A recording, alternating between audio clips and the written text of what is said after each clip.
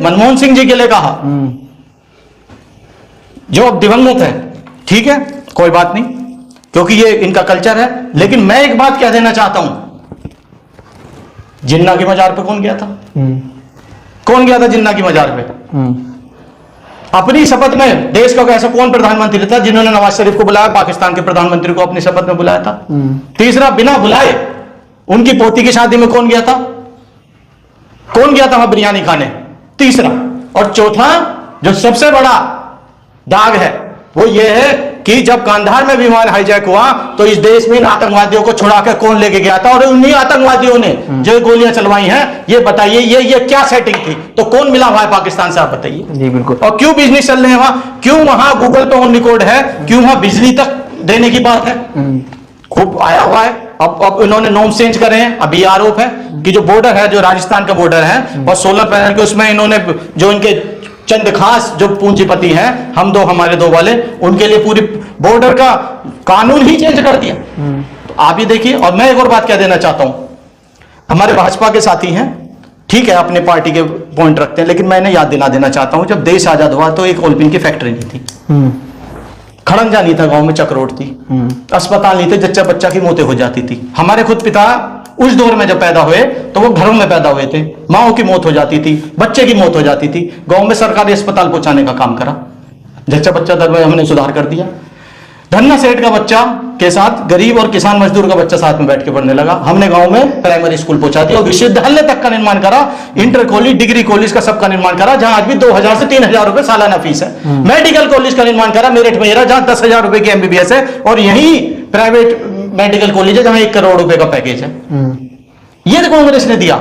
89 तक सैकड़ों ऐसे डिग्री और इंटर कॉलेज का निर्माण कराया। खुद हमारा भी खुद मैनेजमेंट का इंटर कॉलेज है जो गवर्नमेंट एडेड है।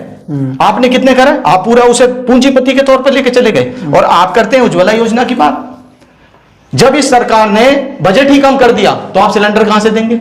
6% जीडीपी का शिक्षा पे खर्च होना चाहिए, जब आपने उसका बजट ही 4% कर दिया तो आपका एजुकेशन सेक्टर कैसे बढ़िया होगा? आप बताइए ना।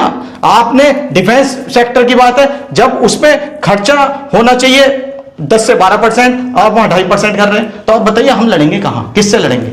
आतंकवादी से लड़ा नहीं जाता है, क्योंकि यह आंकड़ा खुद इनका है कि 2.5 लाख करोड़ रुपए 70 साल में कर्जा माफ हुआ, और 10 साल में इन लोगों ने 14 लाख करोड़ कर्जा माफ करा। टेररिज्म के मुद्दे पे आप बीजेपी कैसे देखते हैं? हम कहना चाहते हैं, हमारे नेता राहुल गांधी ने कहा कि हम मोदी जी के साथ हैं इस मुद्दे पर, तो हम साथ हैं, क्योंकि देश का मामला है। हम इसमें राजनीति नहीं करेंगे इनकी तरह।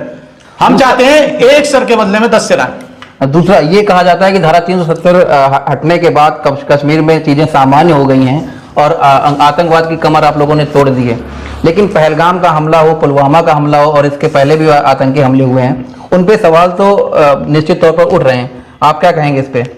देखिए योगेश जी, अभी मैं अपने कांग्रेसी मित्र को सुन रहा था, और अभी कितने सारे झूठ इन्होंने बोले कि कांग्रेस, हमारे नेता कहते हैं कि आतंकवादियों के 10 सर लेकर आओ, ये लेकर आओ, वो लेकर आओ।